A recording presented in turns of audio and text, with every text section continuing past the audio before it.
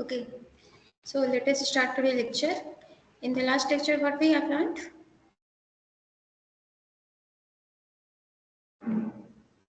क्या क्या सीखा था हम लोगों ने?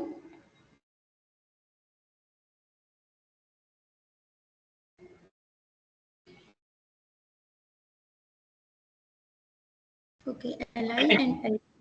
Linear combination or linear independence. Okay, linear dependence and independence. After that,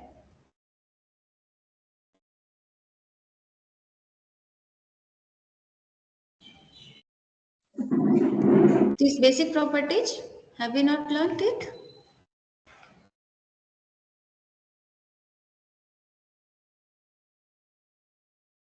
Any subset of Li set is Li.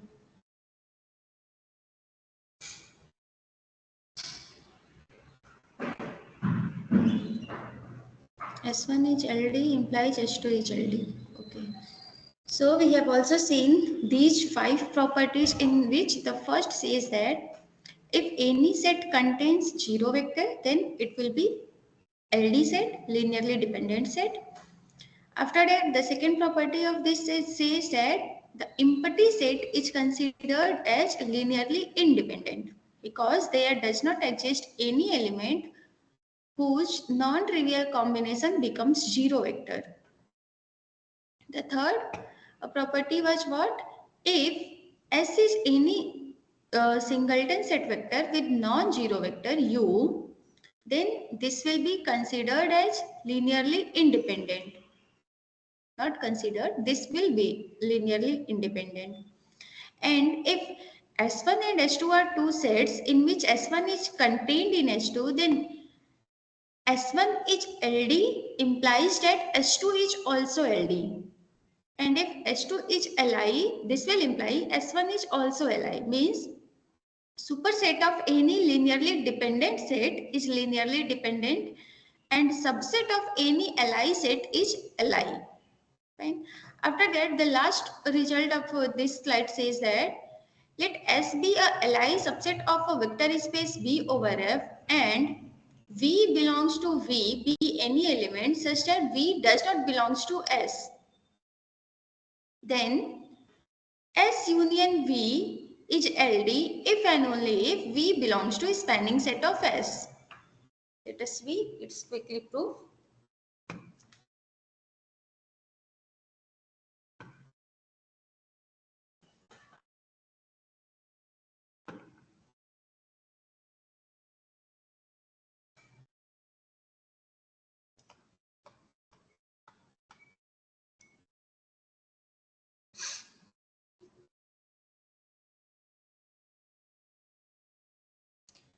S subset of V is Li. V belonging to V such that this V does not belongs to S and S union this singleton V is this is union is LD.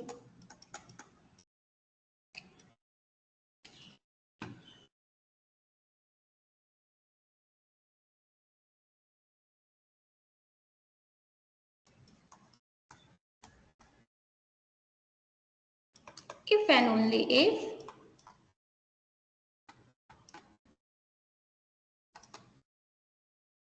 V belongs to spanning set of S, right? For this, how we will prove? See.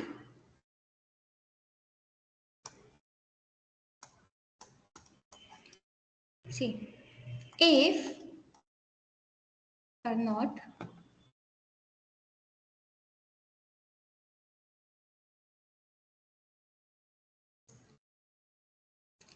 let S union singleton V is LD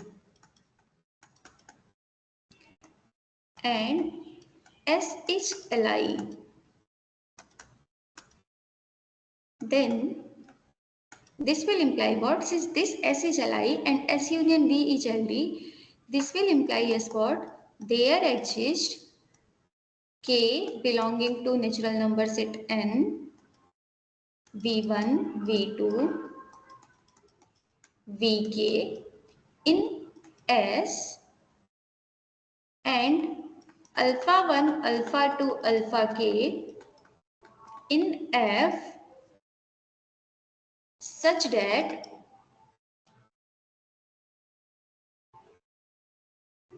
V1 alpha 1 plus V2 alpha 2, sorry, alpha, let me write left side.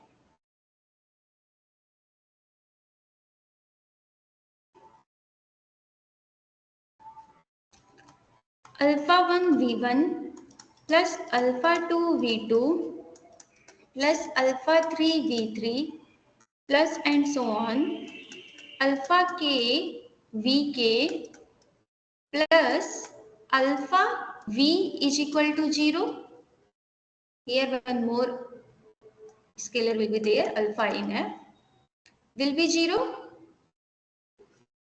And here what will happen? This alpha cannot be equal to 0. Why? Before that, and at least one of alpha I is not equal to 0 and this alpha is also not equal to 0. Why this alpha will be not equal to 0? Any idea? Hmm?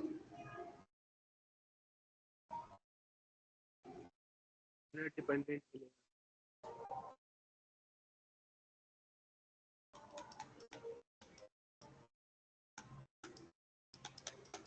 ठीक, आपने क्या बोला? आपकी आवाज नहीं. See, if this alpha will be 0, then this will give us what? Alpha 1 V1 plus alpha 2 V2 plus alpha k Vk will be 0. For some alpha I not equal to 0, but that cannot happen because S is our Li set. Therefore, what will happen? This alpha will be non-zero as well as one of the coefficient from this alpha 1, alpha 2, alpha k will also be not equal to 0.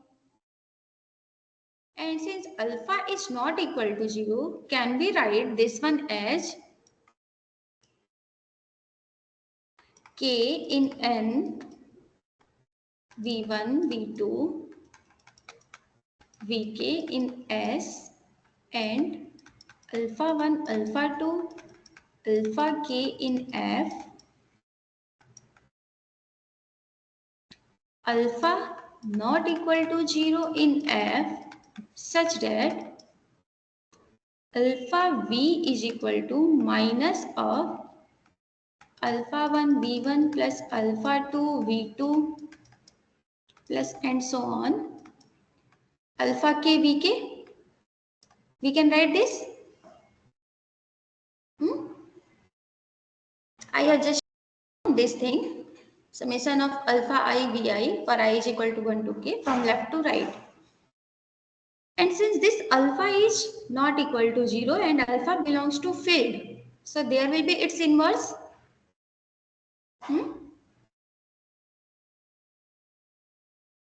And if we multiply this expression with its inverse, what will happen?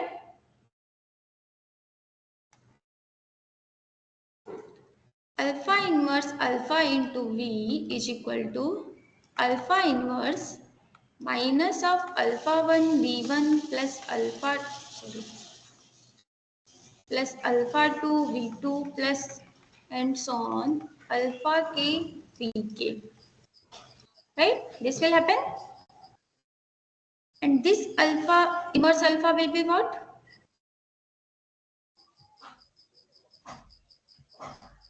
Multiplicative identity of field.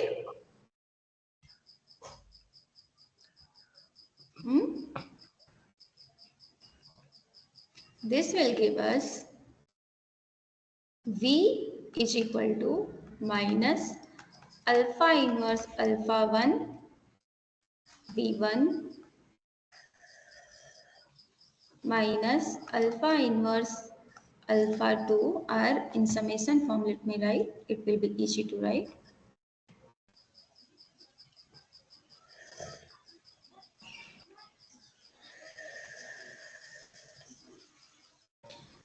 Summation I is equal to 1 to k minus of alpha inverse alpha I vi. Hmm? And this member will belongs where?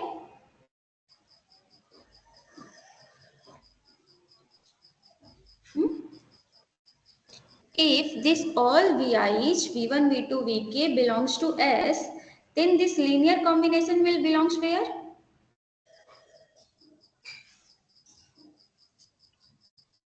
फिर से आप लोग सब भूल गए क्या?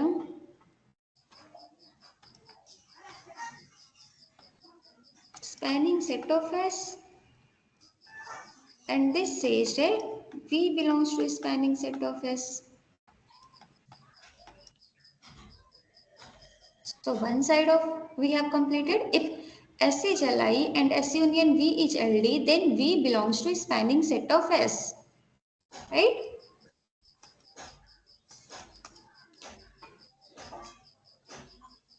आप लोगों को प्रूफ समझ में आ रहा है?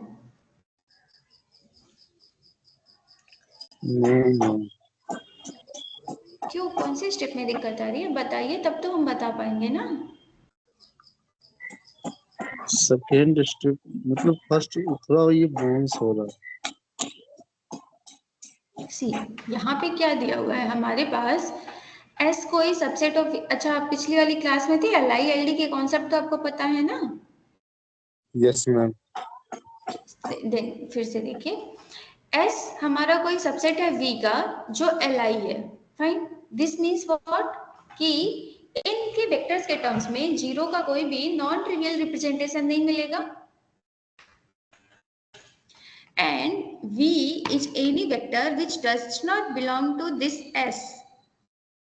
And then it says that if S union V, it says that S union V is LD if and only if this V belongs to spanning set of S.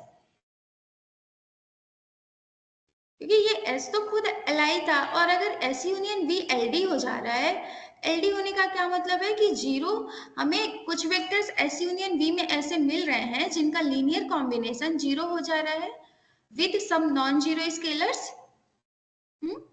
Yes. So here I have written the same thing, that let S union V is LD and S is Li, because S is Li already given. So yes. if this S union V is LD, this means what? There will exist some vectors V1, V2, Vk in S, and alpha 1, alpha 2, alpha k in F, and 1 alpha not equal to 0 in F, such that this linear combination becomes 0, because S union V is LD. तो ये V1, V2, Vk हमारे S में थे, V हमारा V है, तो ये पूरा V1, V2, Vk union and V, this will belongs to where? S union V, yes ma'am. right? अब क्योंकि ये LD था इसलिए इसमें से कोई एक तो नॉन जीरो कोफिशिएंट होगा, है ना, तभी तो नॉन ट्रिवियल रिप्रेजेंटेशन होगा. फाइन, अब यहाँ पे ये अल्फा जीरो नहीं हो सकता. क्यों नहीं जीरो हो सकता? क्योंकि अगर ये अल्फा जीरो हुआ तो ये क्या कहेगा कि इसका एक लीनियर कॉम्बिनेशन एस के वेक्टर्स का है जो कि जीरो दे रहा है स्केलर्स के बिना जीरो हुए. तो अगर ऐसा होगा कि कोई नॉन जीरो स्केलर है और एस के वेक्टर्स का कॉम्बिनेशन हमें जीरो मिल रहा है, तब तो एस एलडी हो जाएगा ना. यस. क्योंकि एस तो एलडी था नहीं, मतलब ये अल्फा भी जीरो नहीं होगा, और इनमें से कोई एक एटलीस्ट ऐसा कोफिशिएंट होगा अल्फा 1, अल्फा 2, अल्फा के में से कि जो नॉन जीरो होगा, right? Yes. So after that, from this equation what I have done, I just transform this whole term alpha 1 v1 to alpha k vk from the left to right. बाकी सारी चीजें जो पहली line में थी वही हमारी सेम है, right? We can write this one. Yes. अब अल्फा हमारा लिख सकते हैं, अब अल्फा हमारा नॉन जीरो था और फील्ड का मेंबर था। फील्ड हमारा, फील्ड में हर नॉन जीरो एलिमेंट के करस्पॉन्डिंग मल्टीप्लिकेटिव इनवर्स एग्जिस्ट करता है, जो alpha inverse alpha is equal to 1 देता है। अगर 1 को हम unit vector of multiplicative identity consider करें विद रिस्पेक्ट टू एफ, तो yes ma'am, yes. Right. So अगर अल्फा इनवर्स एग्जिस्ट कर रहा है तो इस पूरे इक्वेशन को हम अल्फा इनवर्स से मल्टीप्लाई कर सकते हैं।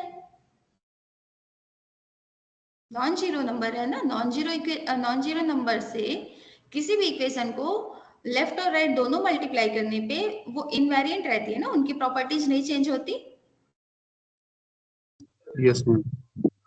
So that's why I have multiplied this equation with alpha inverse. So alpha inverse alpha becomes identity, multiplicative identity H1, and this alpha inverse will be treated as a scalar. फिर scalar multiplication के respect में हमने इसे open किया तो ये क्या होगा, सारे अल्फा 1 अल्फा 2 अल्फा के में जाके मल्टीप्लाई हो जाएगा, राइट, है ना, बोलिए। Yes, ma'am. सो उसके बाद हमने क्या किया, बस उसी मल्टीप्लिकेशन को समेशन फॉर्म में लिखा है। और ये अगर समेशन हमारा स्पैनिंग सेट ऑफ वी में जा रहा है, क्योंकि स्पैनिंग सेट ऑफ एस, क्योंकि स्पैनिंग सेट ऑफ एस क्या होता है, all possible linear combination of elements of S. v1 v2 vk हमारे एस के मेंबर्स थे, तो इनका लीनियर कॉम्बिनेशन कहाँ जाएगा, स्पैनिंग सेट में जाएगा। Yes ma'am.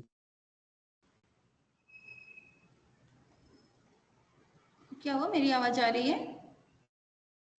यस मैम, आ रही है। Yes, ma'am. आ रही है। ओके, वो कुछ बीप किया तो हमें लगा नेटवर्क चला गया। ओके, सो अगर ये v1 v2 vk हमारे s के मेंबर हैं तो इनका लीनियर कॉम्बिनेशन हमारा स्पैनिंग सेट में जाएगा, right, spanning set of s में जाएगा। और ये जो लीनियर कॉम्बिनेशन है यही हमारा v हो गया। ये v इज इक्वल टू आया है ना, equal sign. So due to this equal sign can I say that v belongs to spanning set of s, yes ma'am. right? So one side of proof we have done that if S union V is LD, then V belongs to a spanning set of S. For converse, how we will do?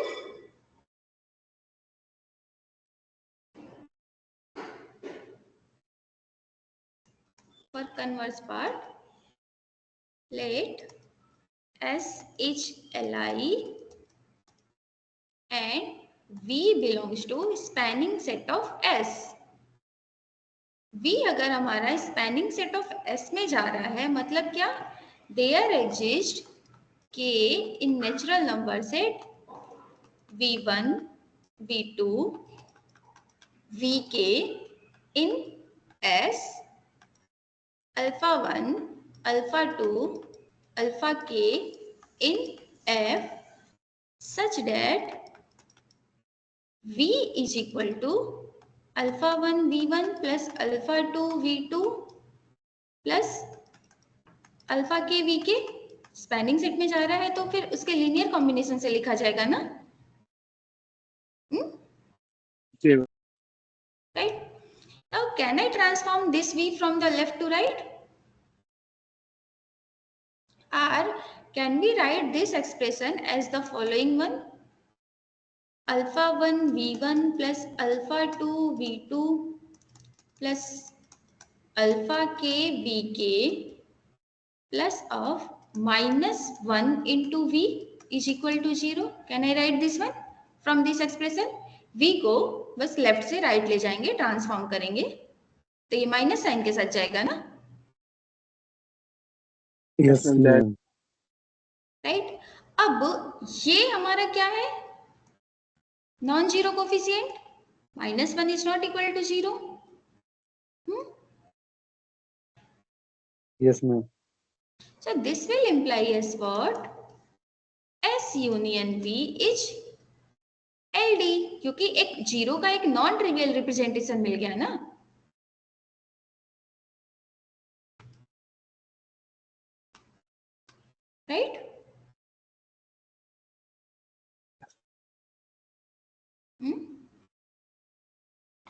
Yes, sir.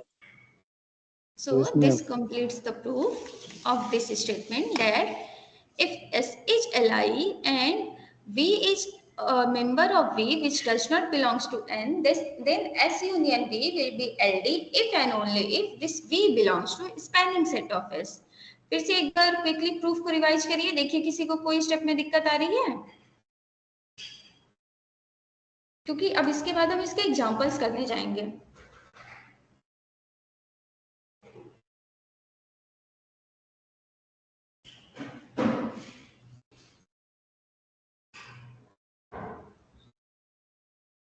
छोटा कर दें, दिख रहा है आपको पूरा page? Yes, sir.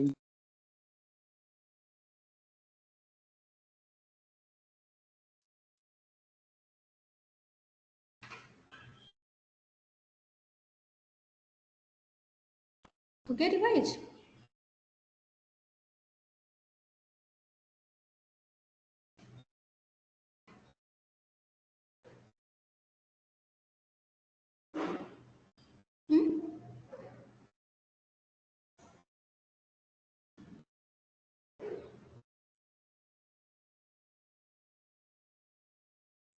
Yes, sir, हो गया. कोई दिक्कत है किसी स्टेप में? मैम ये नहीं समझ पा रही, यहाँ पे आपने लिखा है let S is L I, तो फिर आपने नीचे उसको प्रूफ कर दिया कि जो ये मतलब ये एल डी है, और फिर यहाँ पे आपने लिखा क्या कहते हैं एल डी एंड लाइफ में कह रहे हैं कि एल डी है, ये नहीं पा रहे हैं मतलब. एस एल आई है, S union V L D है.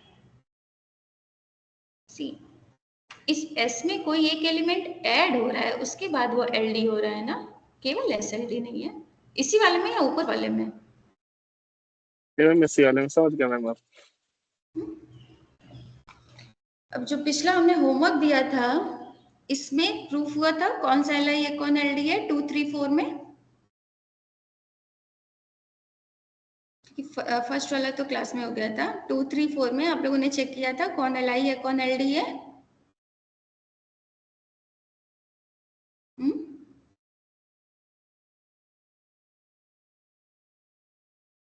कुछ तो बोलिए. Yes ma'am. कौन सा मैम आया था मैंने एल नहीं. आई? कौन सा एल आई एल डी आया था? सेकंड वाला क्या आया था? v1 is equal to LD one ma'am. One. क्या आया था? एलडी. एल डी आया था, राइट. एल डी हाँ आया मैम. था, क्यों आया था? यहाँ पे देखिए v3 110 101 312. सेकेंड एग्जाम्पल जो था हम लोग का, v1 is equal to 110, v2 is equal to 101 and v3 is equal to 312 था. हाँ, 312. So here by utilizing that property, what will be our set v1? Will this be li or ld? Non zero element है, non zero vector है, उसका singleton set. Basic properties ma'am. हमारी क्या कहती हैं? अगर कोई नॉन जीरो वेक्टर का सेट है, सिंगल नॉन जीरो वेक्टर का सेट, तो वो एल होता है. तो सिंगलटन बी क्या होगा? Singleton B one L I. L होगा. What will be V one V to?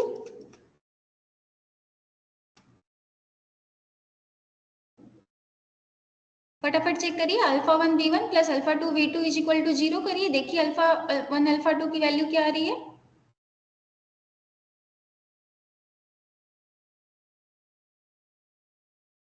Allied है मैम. एल है, right. What will be this V one V two V three?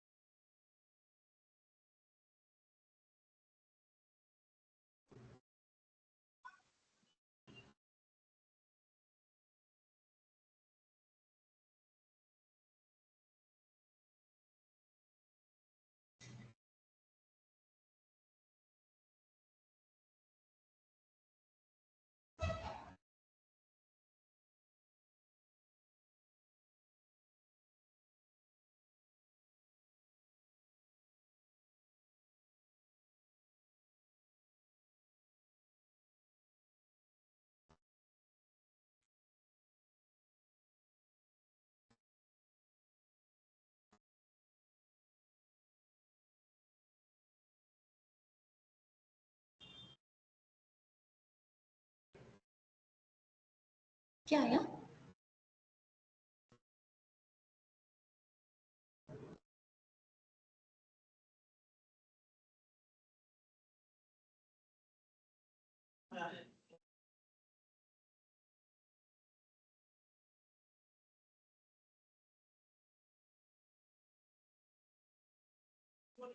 Ma'am LI.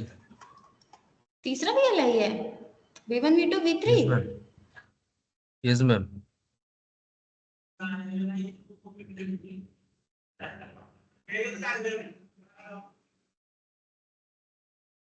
V3 is equal to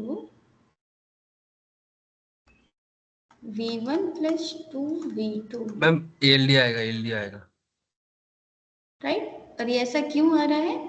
क्योंकि ये जो V3 है हमारा, V1 V2 का set तो Li था, जब हमने इसमें V3 ये ऐड किया तो ये V3 क्या था हमारा, V1 और V2 का लीनियर कॉम्बिनेशन हो गया ना, क्योंकि this V3 is equal to V1 plus 2V2. Let us add this one with let us find whether this will be true or not. 1 1 0 plus 2 1 0 1. This will be 1 1 0 plus 2 0 2. 2 1 3 1 0 1 0 2 2. So this will be 3 1 2.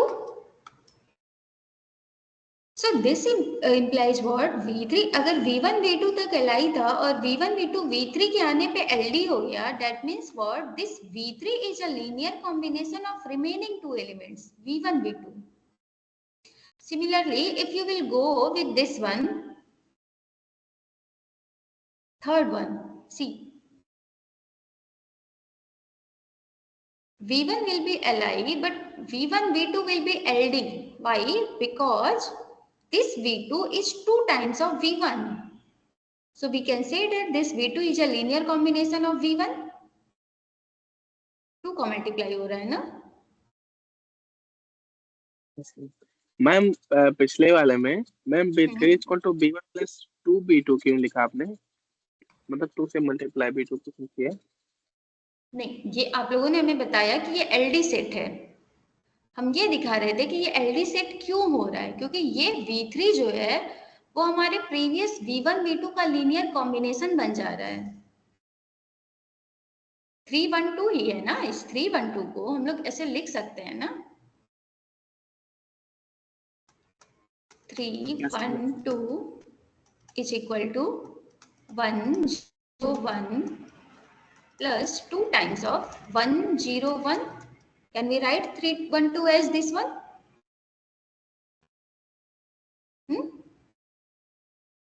Yes, sir. Sorry, ये 110 है, तो ये हमारा क्या है V1, ये हमारा क्या है V2। वही हम दिखा रहे थे कि ये LD क्यों हो जा रहा है, क्योंकि ये जो V3 इंक्लूड हो रहा है उसमें वो V1 V2 का लीनियर कॉम्बिनेशन है। और यही चीज तो हमारा ये थ्योरम कह रहा है कि S अगर Li था, V कोई नॉन जीरो मेंबर, V कोई मेंबर था जो कि S में बिलोंग नहीं कर रहा था, in that case S union V is LD if and only if this V belongs to spanning set of S. So यही हमने दिखाया कि जो V1 V2 था हमारा वो अभी तक Li था, फाइन। इससे अगर हम लोग S माने और इससे हम लोग, तो ये थर्ड वाला क्या होगा, S union V3, this becomes LD. Why this becomes LD? Because this V3 is a linear combination of previous two vectors.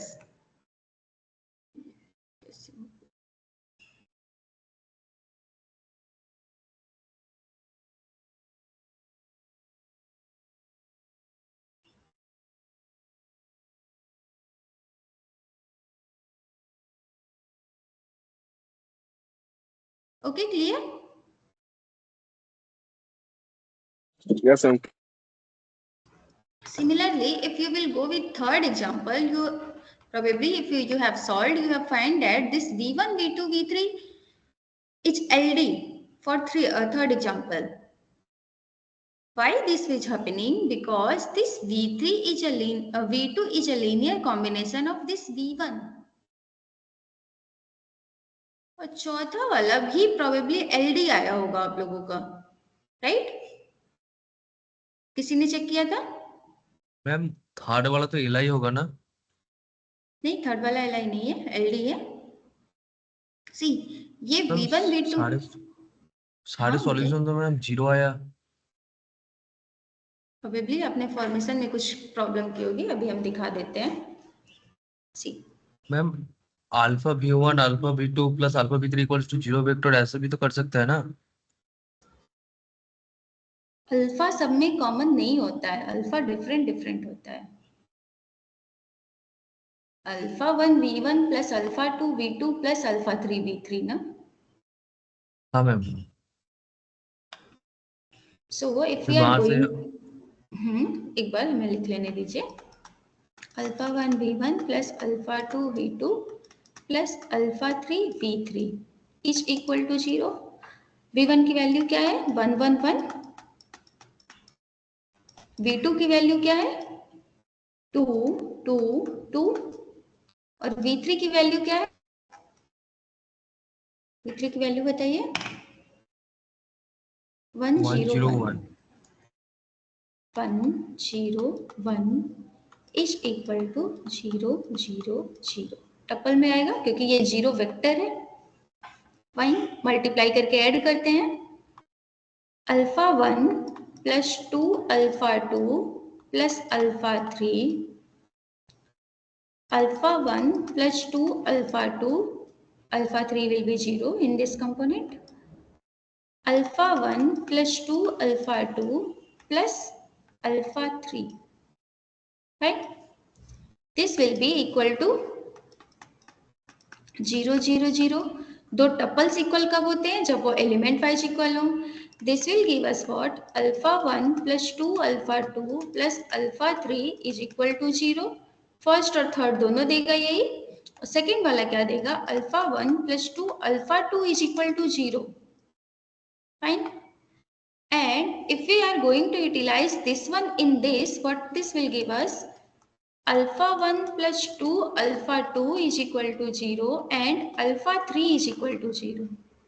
Alpha 3 तो 0 है पर अल्फा 1 प्लस 2 अल्फा 2 0 हो रहा है ना, तो ये this does not imply alpha 1 is equal to 0 is equal to alpha 2 is equal to alpha 3। Non zero values के लिए भी तो अल्फा 1 प्लस 2 अल्फा 2 0 हो सकता है ना।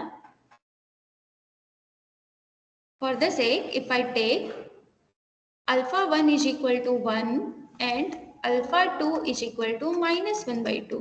Both are scalars. What will be alpha 1 plus 2 alpha 2?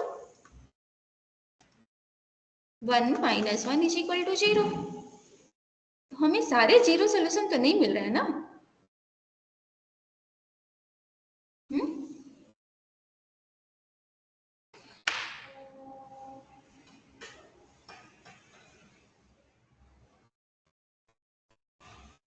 तो अब बताइए ये एल आई होगा कि एल डी होगा?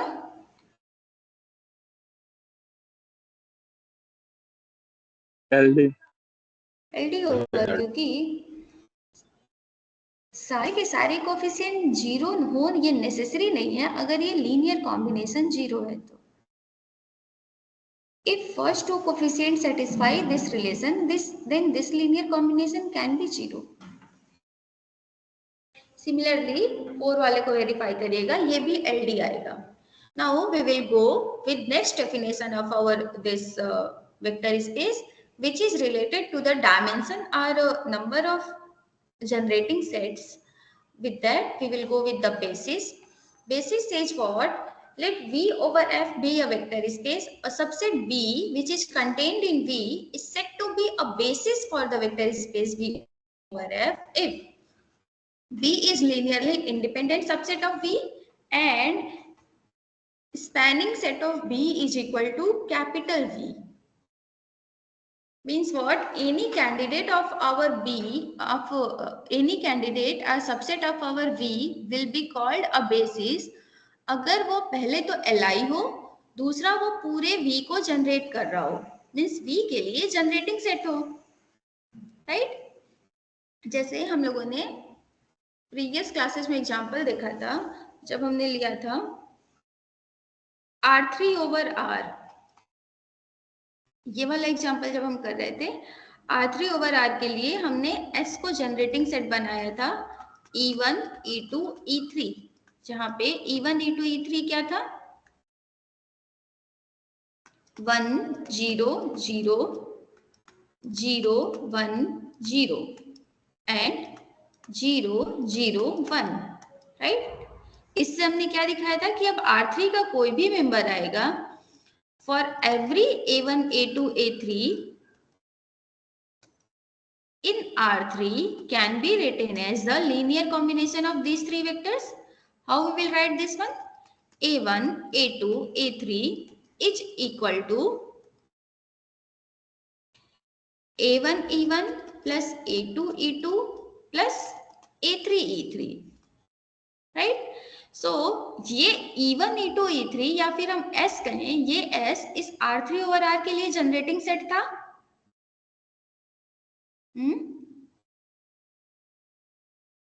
Yes ma'am. और अब हमें चेक करके ये बताइए कि क्या ये SI है कि LD है?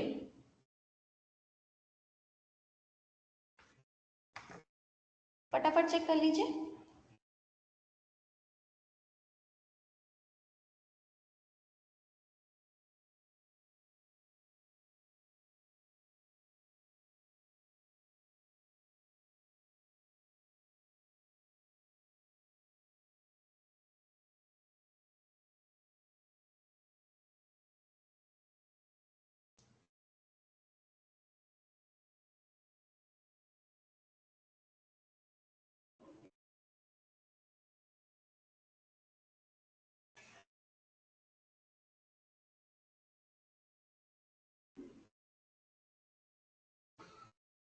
क्या आया?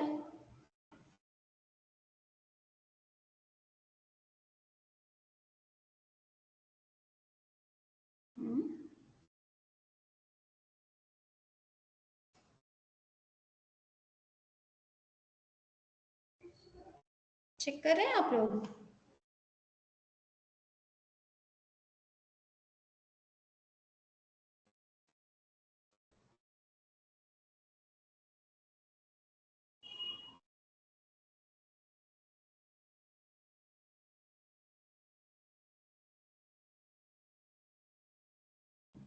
LI है?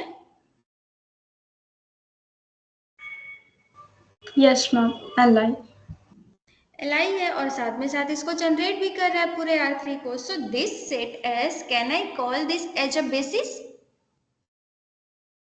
बेसिस की हमारी डेफिनेशन यही थी ना कि स्पैनिंग सेट ऑफ V, इसका स्पैनिंग सेट पूरे V को जनरेट कर रहा हो और ये V LI हो। So this S, can I call this as a basis of R3 over R?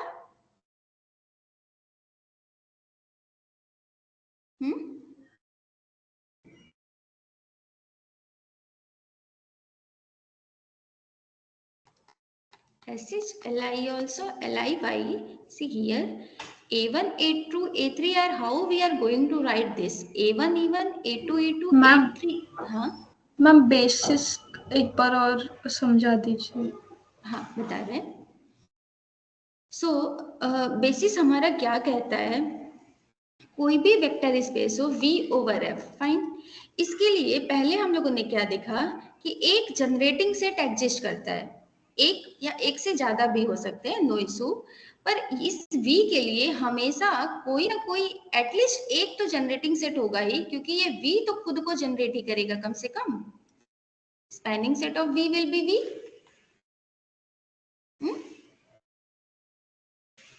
So what we have seen, other than this V, there can also be some sets which are proper subset of this V and which may generate this V.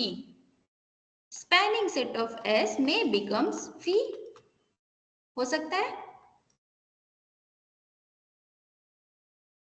है ना, जैसे yes यहाँ पे ma'am. ये तो spanning set, अभी जब केवल ये स्पैन कर रहा है V को, then we call it generating set. Generating set of V। क्यों? क्योंकि ये पूरे V को जनरेट करने की कैपेसिटी रखता है, फाइन। अब अगर ये S हमारा इन एडिशन LI भी हो जाए, then we call this S as a basis of V.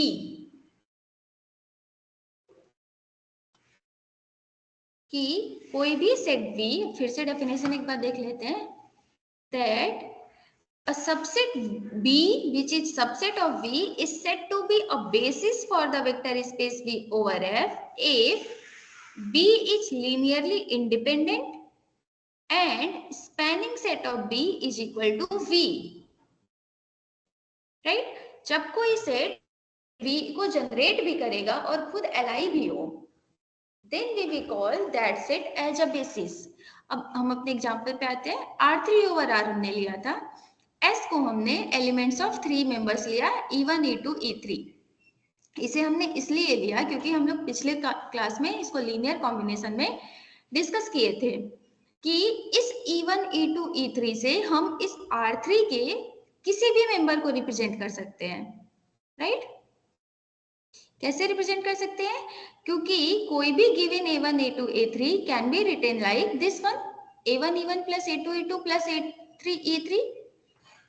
E1, E2, E3 की वैल्यू रखेंगे, स्केलर मल्टीप्लिकेशन करेंगे, वेक्टर एडिशन करेंगे, फिर से हमारा A1, A2, A3 मिल जाएगा. इन एडिशन हमने क्या किया? हमने बस ये किया कि चेक किया कि क्या ये S Li है. तो हमें लकीली यहाँ पे ये भी मिल गया कि ये S Li भी है. Li भी है, R3 को जनरेट भी कर रहा है. So can I say that this S is a basis of R3 over R?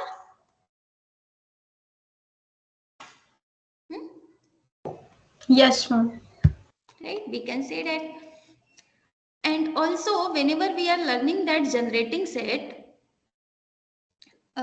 P over R, set of all polynomials over real coefficients, all polynomials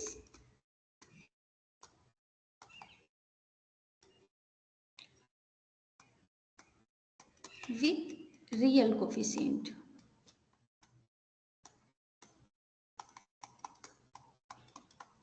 इसके लिए जनरेटिंग सेट हमें क्या मिला था? 1x x square up to so on x to the power n, और ये set close नहीं हुआ था, यहाँ तक गया था. Right? Then what we have found that spanning set of S is equal to P over R. मिला था ना? रिकॉल करिए. Yes, ma'am. मिला था. अब हमें ये चेक करके बताइए कि क्या ये S Li है?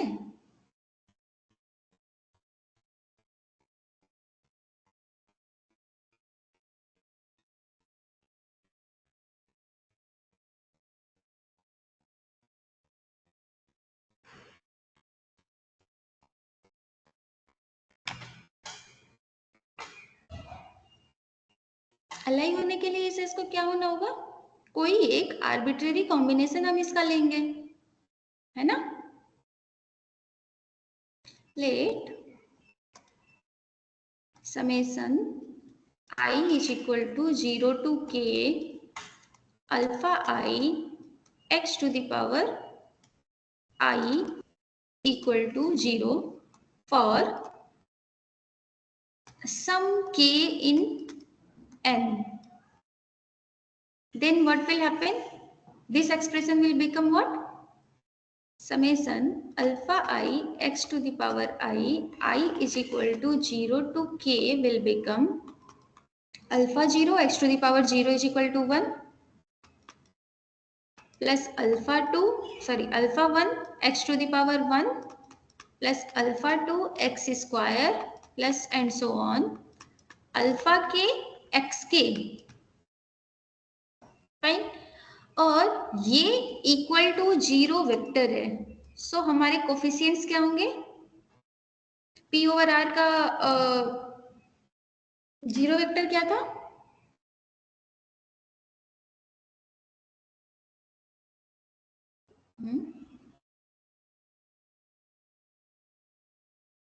P ओवर R का 0 वेक्टर 0 पॉलिनोमियल था ना?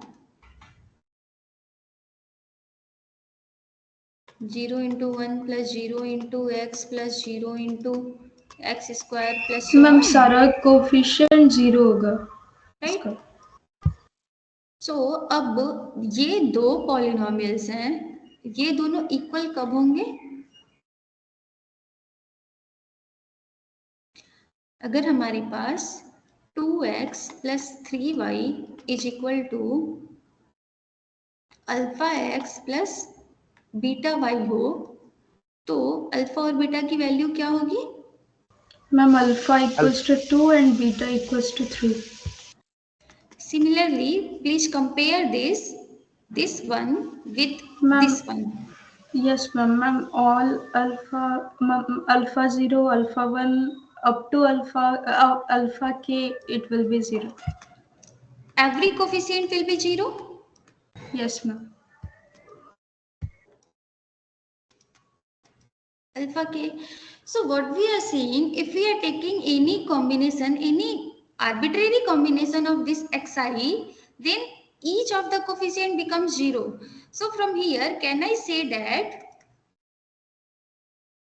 sk collection of 1x square up to xk, which is a subset of s each li? कह सकते यस हैं? मैम। तो अगर इसका हम कोई भी सबसेट ले रहे हैं वो li है, तो क्या फॉर एवरी के इन n, क्योंकि ये सेट हमारा फाइनाइट नहीं था इसलिए हमें ऐसा करना पड़ रहा, क्योंकि हम इनफाइनाइट लीनियर कॉम्बिनेशन तो नहीं लिख सकते ना, लीनियर कॉम्बिनेशन हमेशा फाइनाइट से एलिमेंट का होता है। This happens for every k in n. So from this what we conclude, क्योंकि इसका हर सबसेट li है इस s का, therefore this will imply this s is li.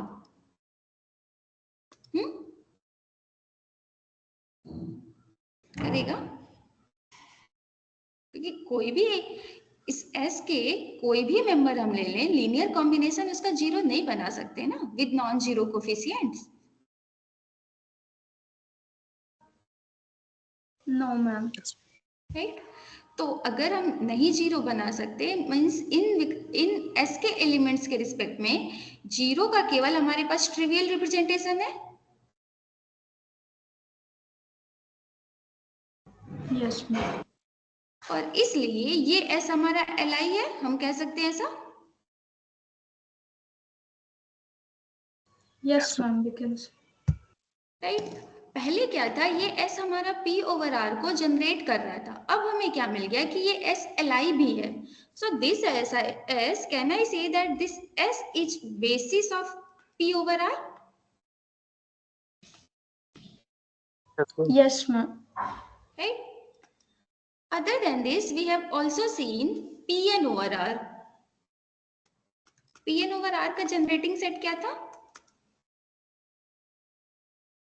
This will be collection of alpha I x to the power I is equal to 0 to n such that alpha I belongs to R. इसका generating set हमें क्या मिला था? याद करिए, 1x square up to x to the power n. Fine, यही मिला था ना। nth डिग्री पॉलिनोमियल तक ही जाएगा ना ये, समेशन i इक्वल टू 0 से n तक है। x की पावर मैक्सिमम कितनी जा सकती है? n ma'am n। Yes ma'am. n जा सकती है। तो इसके लिए हम लोग जब जनरेटिंग सेट पढ़ रहे थे तो हम लोगों ने पढ़ा था कि Pn ओवर R के लिए ये s जो कि collection of 1x square x to the power n है, वो जनरेटिंग सेट है जी है, क्योंकि इन्हीं का लीनियर कॉम्बिनेशन यहाँ से देखिए ना, कोई भी पॉलिनोमियल होगा ऐसे ही तो लिखा जाएगा ना, और ये इसी का लीनियर कॉम्बिनेशन है। So this implies what, spanning set of S is equal to Pn over R। अब हमें ये चेक करके बताइए कि क्या ये S li भी है? अभी जैसे हमने यहाँ चेक किया, यहाँ पे हमारे पास इनफाइनाइट सेट था, इसलिए हमने for some k in n लिया और दिखाया कि किसी भी k के लिए नहीं हो रहा। यहाँ पे ऑलरेडी फाइनाइट एलिमेंट्स हैं इस सेट में, तो हम सबके लीनियर कॉम्बिनेशन को एक साथ ले सकते हैं। जी ma'am. Summation alpha I x to the power I is equal to 0 to n is equal to 0. This will imply as what?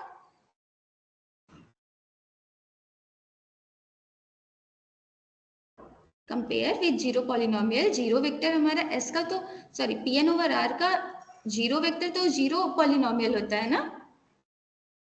Yes ma'am, तो इसका कोफिशिएंट भी सब 0 होगा। Each alpha I will be 0 for all I yes ma'am. lying between 1 to n.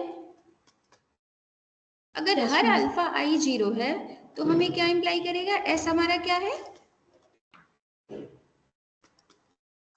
L I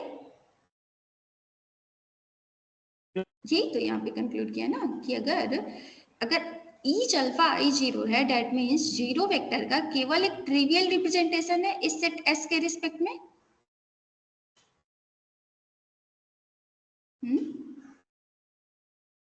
yes yes ma'am. So this S is L I. Yes ma'am, L I. और ये span भी कर रहा है हमारे पी एन ओवर आर को। So can I call this S as a basis of P N over R? Yes ma'am. Yes yes.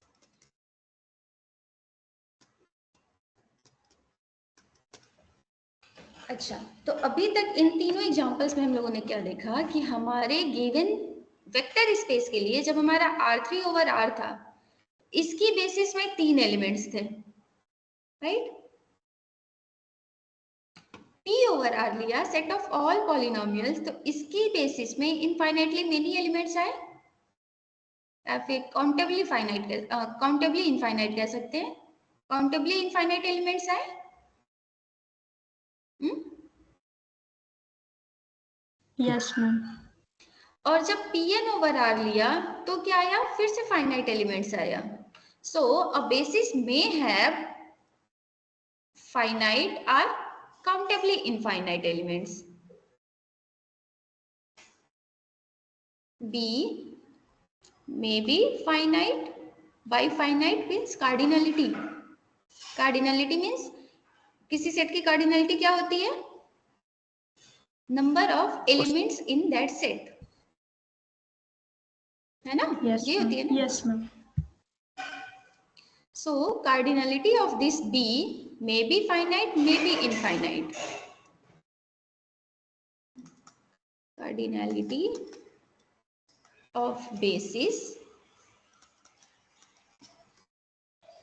may be finite, may be infinite.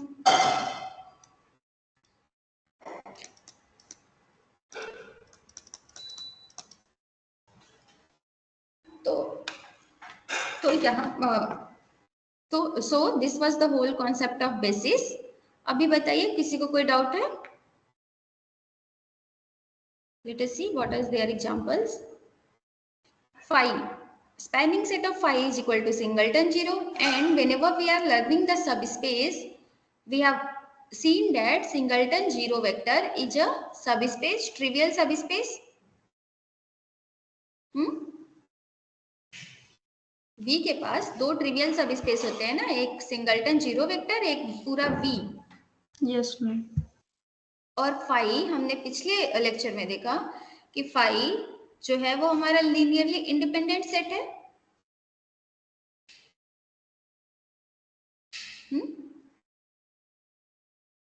Independent अभी यहाँ पे दिखाया था ना बेसिक प्रॉपर्टीज में, the empty set phi is linearly independent. Yes ma'am. Right. So by following this, now can I say that this phi is a basis for zero vector space? Yes ma'am. Right, we can say that. Another, I will suggest you to please try, okay, this last two examples we have done in the class. Please try for remaining two examples how and whether this will be the basis of given vector spaces or not. Will you do that?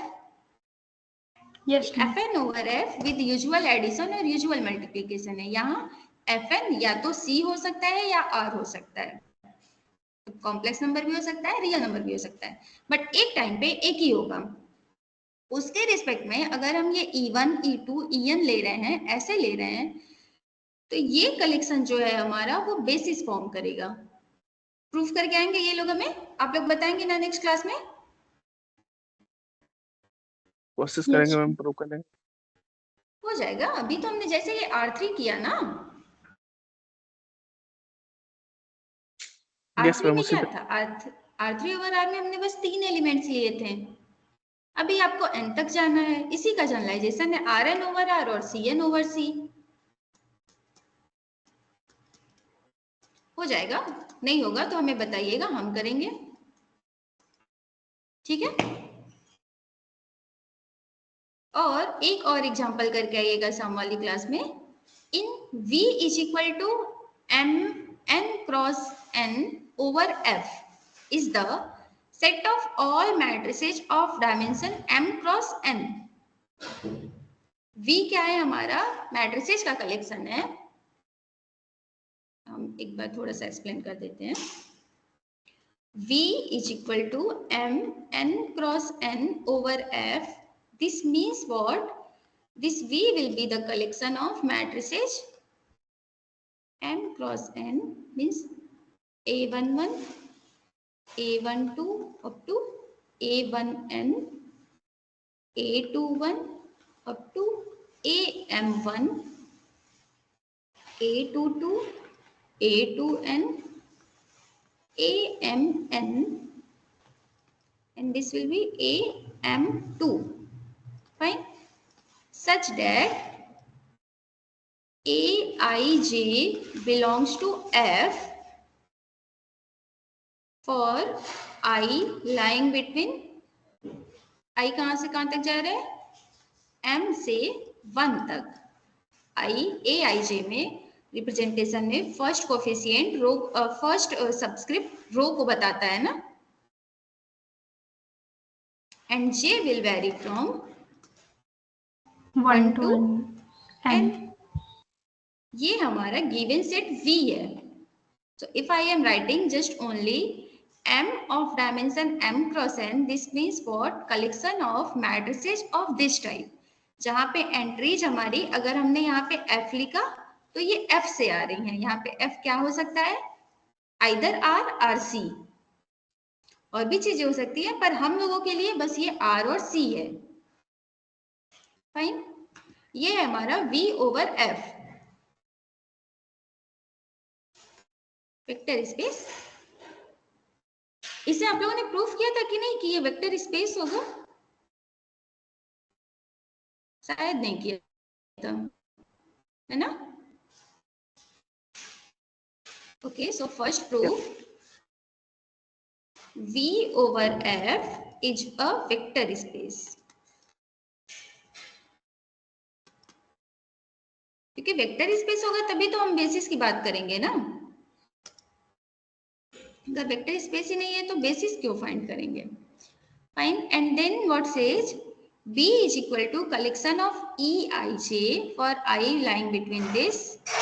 Okay, Eij denote the matrix whose only entry in is 1 in the ith row and jth column. Eij क्या कह रहा है, Eij एक ऐसी matrix है जिसके सारे elements 0 हैं except small eij। Means what, अगर हम E11 लिखें तो क्या होगा, ये हमारा 1 होगा, बाकी सारे 0।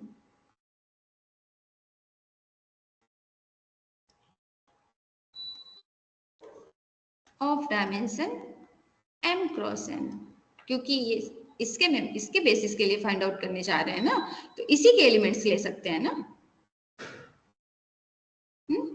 E21 अगर हम लेते हैं तो क्या होगा, बताइए।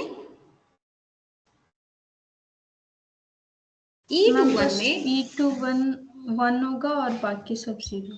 राइट, केवल 21 वाला एलिमेंट हमारा 1 होगा, remaining all entries will be 0।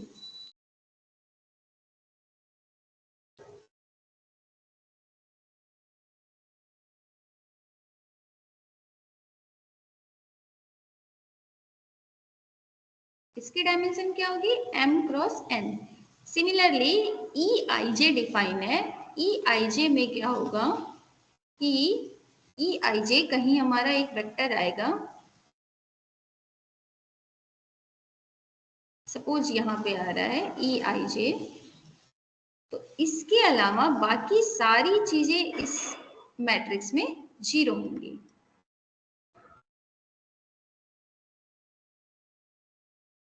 Fine, EIJ का स्ट्रक्चर समझ आ गया? Yes, ma'am. So B is the collection of such EIJ.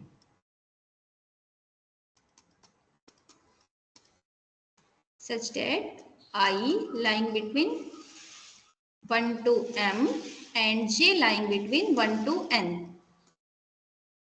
So, and then try to prove this B is a basis of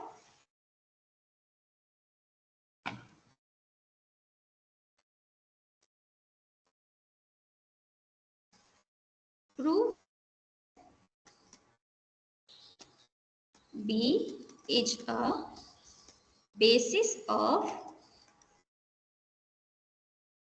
m cross n over f. Prove करके आएंगे। तो आज की class के लिए 3 होमवर्क है।